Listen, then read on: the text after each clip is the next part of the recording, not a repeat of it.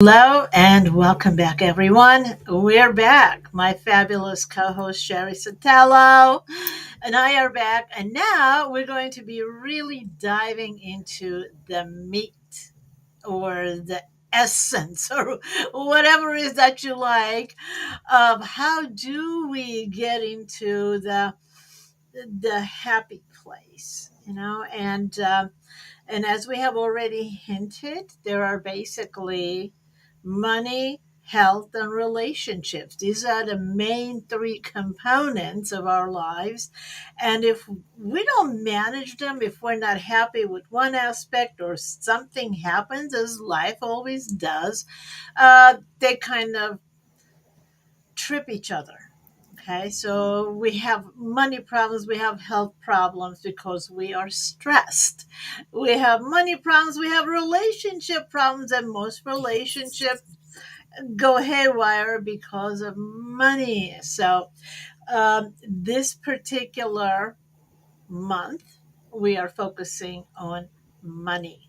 We're focusing on your how do we manage money and how does it affect us physically, mentally, emotionally. And so I know that I have gone through many changes in my own life from when I was a child all the way up to now. It's played a big part in every aspect of my life, even though sometimes I didn't know that's what it was doing. Money, money, money, right?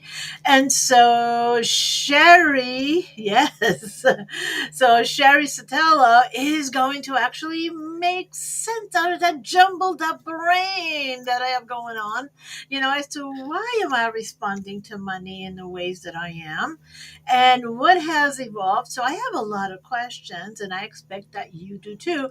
And I'm hoping that you're going to be sharing some of those questions with us.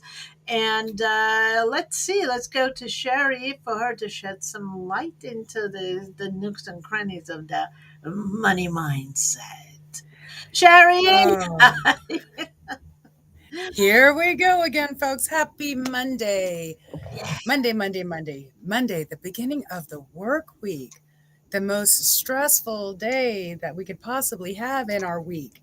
Why? Because we're out there, we're doing those things that's satisfying our needs, getting our bills paid, doing all of the stuff that says, yep, this is part of that adulting piece again.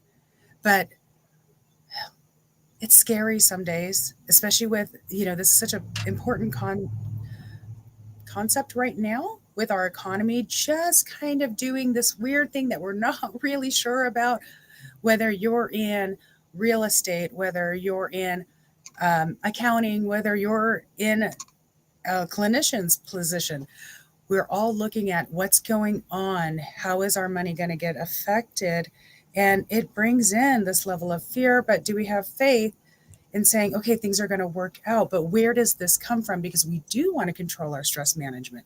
Because if we're so stressed out, and like Ann said, if we end up sick, we can't go to work, we can't show up. And just a side note, I am sick as a dog right now. Thank God for good makeup. But I showed up anyways. Why? Because there's this fear of not showing up, but I have faith that I'm going to make it through. So, what happens in fear and faith when it comes to money? We're going to our absolute very first base, like we always do. This is that physical piece. I physically showed up. Why did I show up? Well, my body responded. My body responded to, how do I meet my basic needs? This is our fight or flight, you know, because I don't want to go around a corner and not know what's coming around. And so I'm either going to come in with a fight or flight. I pluck these feathers. I'm not flying away. I am here.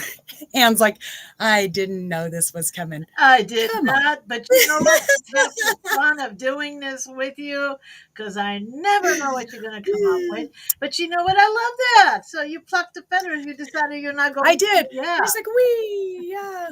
I'm still sick and it's okay because I'm going that way and we're going that way over there. And hey, I am here. But why did I even get that little bit of thing? What was that thing that happened? Well, that thing was our primal instinct. Our primal instinct says we have to survive. In this day and age, not like our caveman times, we have to operate in a way that allows us to Look at how do we meet our basic needs? Okay, well, how do we meet our basic needs? We go and get our money. But we have to operate in this front of the brain, that frontal cortex that says, I have to use logic, I have to use judgment, I have to use reasoning to make my decisions to get me to the best place possible. But I have to make sure that I also am not going to just jump right into something um, and not know why I'm doing it. And so when we understand that we operate from that very base mode of meeting our needs, finding where we're at, then we can go into yet our next step. So, Anne, when we talk about fight or flight Mhm. and in the money arena, because this is such your arena, so many people want to just dive right in and say, I have this huge idea. Why am I so scared of it? I know I can make money. And you come in and you're like, we got this. I can show you all the ways. But their anxiety trickles in and says, okay, well, but I don't know. I don't know. I don't know. That's a normal reaction because they don't know what's around the blind corner. How do you soothe them? How do you let them know that it'll be okay? Well, I actually don't necessarily let them know that it will be okay. One of the things that I have learned in our recent years, mind you, is what triggers, and you were talking about the fight or flight, what triggers the response. And for me, I went back to, I was born in Armenia, which was one of the republics of the USSR at that time. And so it was okay to make money because everything was in a black market. My dad was, Mm, uh, a true entrepreneur, no matter where he was. And so I always knew making money is easy, but I knew it was dangerous to have money. mm, Okay. That's how I grew up. Now, interestingly enough, when we moved to America, we had to leave everything behind. We literally had like $500 and a family of five. Nobody spoke a word of English. So there was lack of money. So I go from fear of having money to lack of money. Now, interestingly enough, my youngest sister, there were three of us, my youngest sister was only two and a half. So by the time she started understanding about money, my dad had opened his business, we were doing well. So her money mindset was much different than mine. Her yeah. experiences were much different than mine. So for me, it was don't accumulate money because it's dangerous. You could, yeah, you go to jail. But hers was, You're oh, like, we have money. Yeah, I was in a fight mode, fight for my life. My freedom would be taken away. I didn't even know. mhm, Nobody told me that, but I heard the adults speaking. And then at the age of 13, when there was not enough, we had to watch everything because there was not enough money coming in. So that kind of set me up as I went through my adult life to, I can always make money, but learning to really manage my money, learning to really invest my money, that was a really hard thing to learn. I'm still learning. Now, my youngest sister, she's living in a beautiful home on top of the hill, driving her luxury cars because her money mindset was different than mine. It's like, oh, it's supposed mhm. to be in luxury. So that's when you ask, what do I tell people? First thing I ask them is, tell me about your childhood. It's like, what was it like in your home? Because that's always the Exactly. starting point. And so, but I want to come back to you with a question now, fight or flight. Now, that's our that's our knee jerk reaction. Hmm. So, does that mean that each one of us, we have our set level of the money mindset, if you will, when money is dangerous? If we see money, do we run towards Hmm. it? Do we run away from it? So, how does the fight or flight instinct really affect, our money mindset and our environment? It absolutely is that. That's the perfect question because it flows right into that next segment. Because your childhood and that instinct creates cognitive blocks for you, building blocks, if you will. So, since we're looking at fight or flight as the foundation for how we're going to approach life and approach money, we have to understand that our self talk is either going to hinder us or help us maximize our performance. But it stems simply from what did we go through and how did we see it? And since the fight or flight, again, is that amygdala transaction that's happening in the back of our head as, oh, it's survival mode, going right up to the front of our brain that says, okay, we need to make a judgment call. That's why you and your sister are so different. Yours is going to be, okay, hold on to what I have, let go to what I have. I don't know what I have. Where am I? What am I doing? Where hers is very, very different. So, so the cognitive aspect of it, we then make decisions based on our experiences, as opposed to the Yes. fight or flight is just instinctive. So, okay. So then it goes right back to our environment and Mm-hmm. what's going on and our ability to actually make decisions. I'm like, okay, so now it's like, okay, I need to make money. How much money am I able to make is based on my mindset, the level of my comfort zone with money. Yes? Mm-hmm. Okay. And so the blocks that are built between me and the amount of money that I want, they need to be removed, sometimes one by one. Or is that these are like blocks of brick? It's a brick wall. It depends on what we're saying to ourselves. Sometimes it's so overly positive that it's not attainable either. So tell me more about that. So when we talk about cognitive blocks and our personal self-talk, our self-talk can really set us up one way or the other. It can keep us in this quite negative space. I think many of us can understand that. When it comes to money, it's, oh, I'm never going to make enough money. Oh, I work so hard and it's just never going to be enough. I want more. I want more. I want more. Or if you change your self talk to say, I'm glad that I'm able bodied enough to go ahead and do that. And I'm satisfying all of my needs that I have right in this moment as I'm working towards maybe a bigger goal or a better position, maybe a promotion. But our self talk is going to guide how far we move forward because that goes from that that primal state of what's in my environment, what's going to keep me safe, to the cognitive state, how we're approaching it, and then to that emotional state. Because if you feel good and you're in this positive flow of things, you will get recognized more. You will have more energy and effort to put towards things. You'll likely make more changes in your life. But it really is about, what do we do with the words that are in our own head? Nobody puts those words in there but us. If we don't like something that's up there, we take them out or reframe them. So it also goes to the same, what I was saying earlier, of if someone's aspirations are just too big, I'm going to make $1 million in the first 6 months. Well, and it's not really attainable. You're setting yourself up for a huge amount of disappointment. And what do you do with that disappointment? It makes us maybe run another direction out of shame or guilt. Maybe it makes us be angry at the people that we love.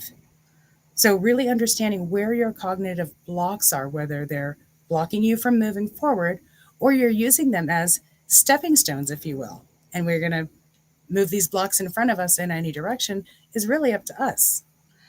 So I want to dive a little bit deeper into that because the community that we support, the one that I've been supporting for many years, and I love them because they're heart-centered people and they want to serve and they want to make a difference, across the globe. And so they're solopreneurs, they want to grow their business, and they sign up for different kinds of programs, whether it's business or marketing or. And they do hear, like you said, $1 million in 6 months because the person who's presenting, maybe they can make $1 million in 6 months because they have this huge list and they have these different programs. So they are telling the truth. But what they're not doing is showing the nitty gritty, because you can't. It would take a lot of time to show the nitty gritty. And so a lot of people are walking away saying, yeah, we can make $1 million in 6 months, but they don't have the resources. It's like, I'm gonna go Hmm. 300 miles, but I don't have a car. I don't even have a bicycle. So how am I going to go 300 miles walking in 10 days, let's say, right? So I want to bring up some ridiculous examples.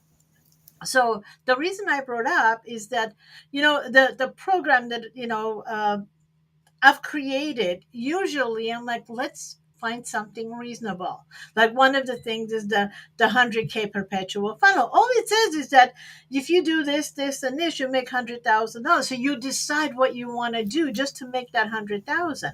But people are like, Hmm. it's not $1 million, it's 100,000. I'm like, okay, well, let's take a look at this. 100,000, it's almost like $10,000 a month, and you can even take 2 months off. So how many of you are making $10,000 a month? And like, oh, okay, for a startup business. I wanted to bring that up because most of us, we hear that $1 million, and somehow we just think that's what we're supposed to do. Then when we hear 100,000, it doesn't measure up. There's a big gap between it. One is achievable, the other one is a dream. So how do we go back into that cognitive space and remove the blocks, or at least pave a little dirt road that goes from 100,000 to $1 million, that we can actually travel on? So what do we need to change internally to be able to do that? Well, one, again, it's the not fooling yourself. And so when we talked about last week with biological and cognitive and emotional assessment, the checking your body, okay, one way to figure out, is my aspiration bigger than my physical capacity for $1 million? Your body is going to act up a little bit. It's going to go into that fight or flight mode. Mm, It's, I'm either going to fight for this $1 million, or I'm going to go far, far away from it. And our body lets us know that something maybe isn't available to us, or it's not right, and it's not a safe thing. What we're about to, whatever endeavor we're about to get into, may not be safe. And so taking this internal assessment, if you will, or this internal just body check of, okay, how do I feel? All right, what am I telling myself? Are these two congruent? Can I achieve this thing? Does my body also say that I can achieve this thing? Or am I fooling myself? Because our body won't lie to us. If it knows that there's no way to survive whatever task that we're putting in front of us, it will retreat, or it'll want to retreat. Whether you're sitting there curling up your shoulders to protect that heart center space, or you feel the tingling in your feet because that's that flight pattern that wants to come on, or if you feel that tingling in your hands and that's that fight pattern that wants to come on, but the mouth is just not saying what it probably should say. Pay attention to all your other little markers in your life. okay. I know I brought up all new stuff. No, no, no. This is really good, because we do feel it in our body, that the tightening or the opening. Mhm. Like, oh, this is really resonating. So we should pay attention to our physical cues, right? That's one, and of course the cognitive. So the brain. That's what comes automatic from the physical cue. The cognitive will pick up, I can or I cannot. Okay, so then we pick up from the physical, I can or I cannot, where it says I cannot. Then what do? We actually um, go back to something we could do. Do we reach out for help? What is the best way? Do we do both? And in to what capacity? So let's, yeah. That's where the self talk comes in. And it's such an interesting connection where the fight or flight actually also builds all the way through to coping skills, because coping skills is what comes next. It's that, can I let myself down in a way or build myself up in a way that will allow me to accept what is? So we're going from the cognitive recognition to the coping skills component. Okay. And so that's actually the next step. And so if the coping skills component in this instance or this example says, oh, you know what?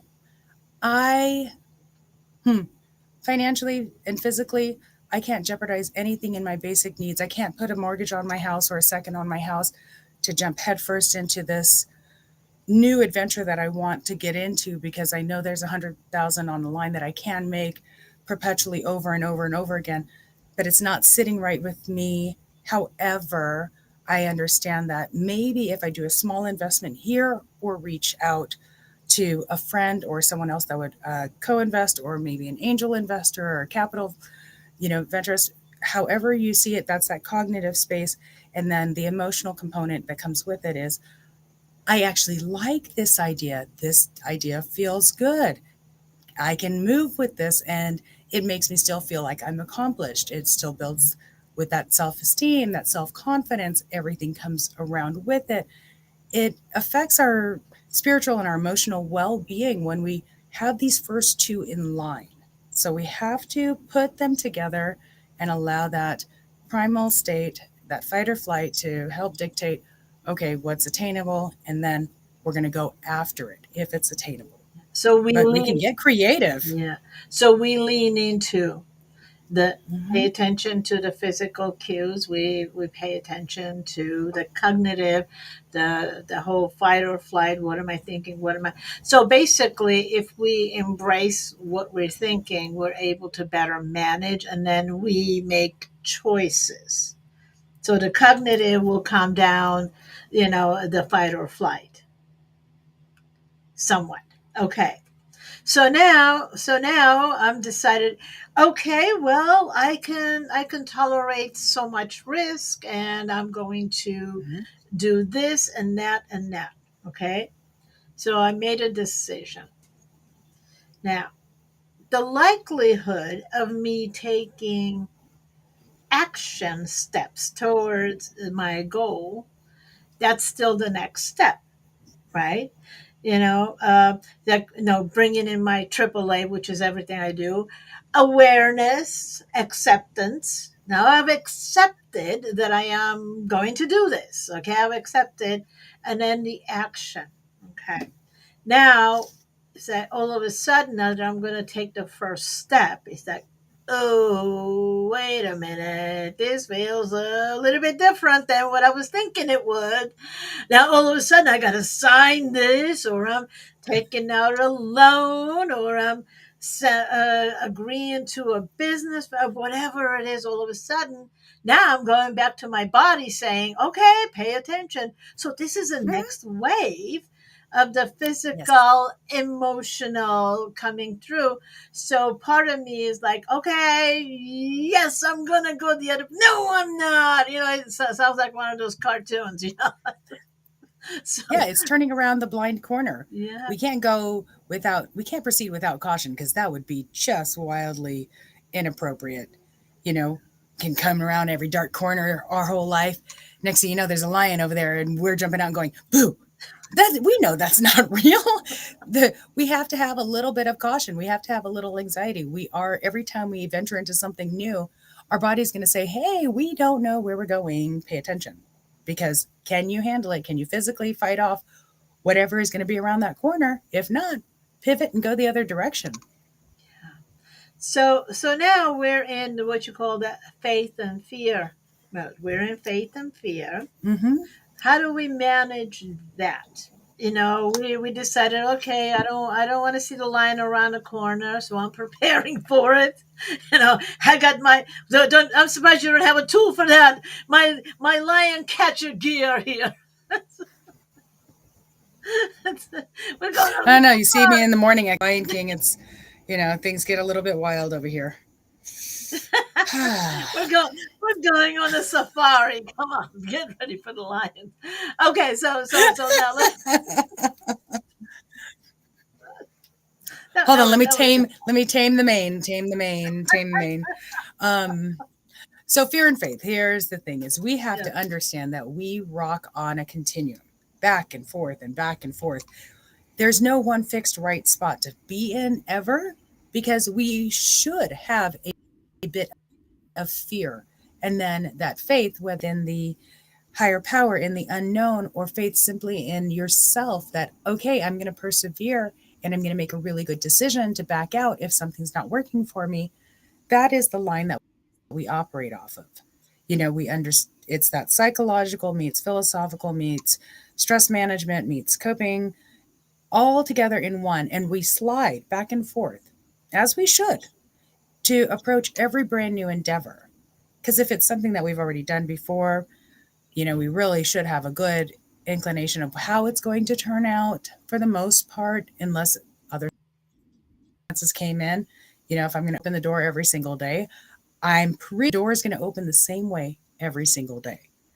Um, if I go through a different door, I'm not going to know how that door opens. So I'm just going to have to go see. Do I trust myself? Yeah, I kind of trust myself.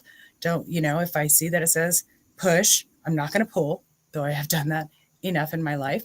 So it's just recognizing that we're going to operate in this itty bitty little fear and faith mode all the time.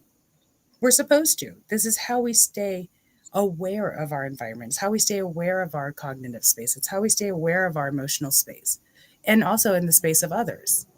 So it's not a bad thing to have. Yeah. So let's talk about the fear and faith. One of my things is when I am stressed, when I have to make a decision, when I can feel the fear. And one of my things is where there's fear, there's no faith. Where there's faith, there's no fear. That reminds me right away. Okay, I'm scared about this, Mm-hmm. but do I have faith that this is going to work? As you know, how much faith do I have that it's going to work? If there's no faith that it's going to work, then I just pull out. Yeah, but it's but not if going to I'm work. like, yeah, wait a minute, I'll due diligence, I have everything ready, I've done what I need to do, so I have faith that it's going to work. And so, like, going back and forth, and sometimes it feels like I'm going back and forth so quickly, just like what is it? Like, I can have whiplash, There you go. So how do we manage that? How do we manage the aspect of fear and faith, managing the separation of it, if you will? Understanding where our self esteem is at, and our self confidence, our identity, our assumptions, our automatic thoughts, our distortions, all of these things that fuel us in moving forward in anything. When we can address those pieces of self esteem, then we really can operate in both fear and in faith and still have progress, still be able to be proactive. It's when the self esteem is really kind of tattered or there's so many fissures that you just don't know which one you're going to be in. You're going to sit in that middle far too long, and that limbo space never feels good. So So, we make a decision what we're going to do, and really expect that we're going to go from, every once in a while we're going to dip into fear, which is mhm, like, hey, I got to make a different decision, or am I making the right decision? And then we go ahead and make the decision based on what we've already learned or what we have set up. So, okay, I'm okay. So it's basically taking the temperature of the moment to see yeah. where are we. Or Yeah. for a better, or lack of a better phrase, one day at a time. Yeah. Just one day Yeah. at a time, one moment at a time. Yeah. And sometimes that's what we have to do. Mhm. Seriously, I have taken a lot of chances with different things, and a lot of times it was a knee jerk reaction. Because being a spiritual person, sometimes you just have to dive in head first, because it's that knowing that you're doing the right thing. Logically, it may not make sense. Maybe to other people it doesn't make sense, but when you know, at least for me, when I know, I call it the knowing, this is something that I really must do. I'm being guided to do this, and I don't, then there's a regret. I'm like, I didn't even try. And so I would rather kind of try and maybe have something not work at first, Mhm. then, but that came from years of regrets. So now I don't want regrets. So the last thing I would love us to leave people with here for today is, how do we calmly uh, distinguish the difference, like where we are between faith and fear, and just maneuver. How do we do that? How do we distinguish the difference between faith and fear? Well, I guess the most obvious answer is, does it scare us?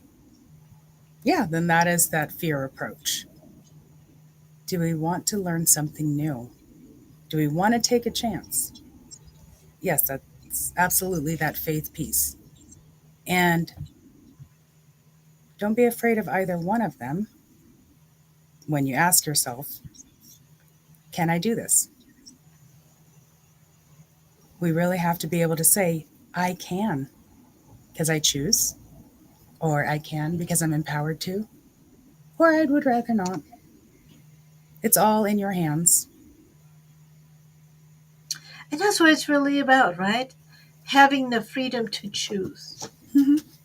you know, having choices, knowing that we are in control in that moment, making a decision.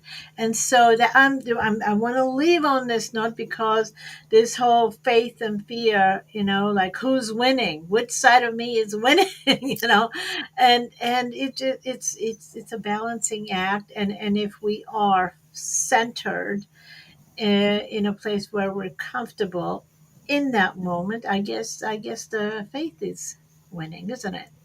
You're winning no matter what. Oh, I like that even better. Okay. You're definitely winning no matter what. We learn from both sides. Yeah. Yes. Yes, it is. Learning opportunities are very, very valuable, definitely, and I am blessed with many of them. Okay, so we're going to make you get away your flight, okay? Here we go. I don't know. I'm still looking for that lion catcher stuff going on. Okay, we're going on a safari. You know I'm a Lions Club member, right? So, yeah, this is the lion catcher. Yes, that's right. Okay, okay. So we got something to play with here. But anyways, Sherry, thank you so much for another great episode here. I just love asking you these questions. So I don't have to wonder anymore what's going on in that brain of mine. It's brilliant in so many ways, but it can be so confused in other ways. And so bringing the science to it really makes a difference. Thank you so much. Thank you for having me, and thank you for being patient with not feeling great. So I hope this all came out exactly how you had faith that it would come out to be. Yes, it did. And it came out exactly the way it was supposed to. It was fun. And if you didn't mention that you weren't feeling well, we never would have known. So there you go. You're fabulous as always. So thank you. And thank you, everybody, for joining us. We'll see you right here tomorrow when we continue the conversation on your money mindset. How do we get from hopeful to happy? We're in the happy mode. Let's get happier. Okay. We'll see you tomorrow, everybody.